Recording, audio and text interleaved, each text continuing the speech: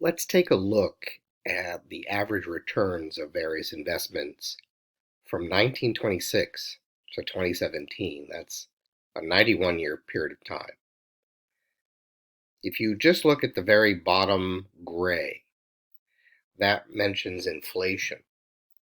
$1 in 1926, you'll see that gray line go up until 2017. You'll see it at $14. That means that it takes $14 in today's money, 2017 money, to buy what $1 bought in 1926. That's the power of inflation. It erodes the purchasing power of your dollar.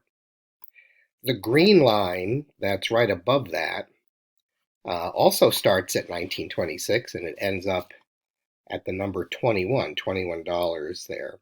That means if you just invested your money with treasury bills, that's the short-term government borrowing. It's the risk-free rate of return in finance. Then you'd be averaging 3.4%, slightly higher than inflation, and $1 in 1926 would have grown to $21 in 2017.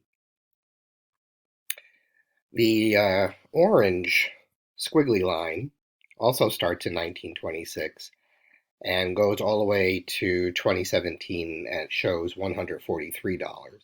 That means for every dollar invested in a government bond, now these are long-term investments, 30-year bonds, it would have grown to $143 in 2017. So that's an average annual return of 5.5%, better than you see both for treasury bills and inflation. The light blue line represents large company stocks. So these are companies that are like, in our day, Apple, Microsoft, Amazon, very, very large companies, Walmart, things like this.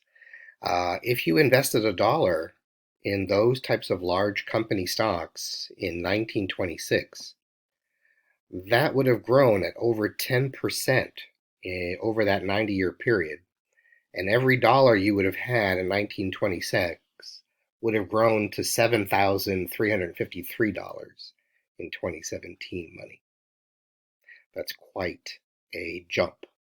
Much, much higher, as you see, than inflation, short-term treasury bills, and long-term government bonds. There is more risk when you're investing in stock, but the returns have been quite good. The dark blue line represents very tiny companies, small cap stocks. These are very, very small companies that are the riskiest to invest in. As you see, for every dollar you invested in 1926, over time that would have grown to over $36,929. That's a heck of a return, as you can see. But again, the return is really based on the amount of risk that you took to get there. That's a 12% annual return over that 90-year period of time. Substantially more risk, substantially more return.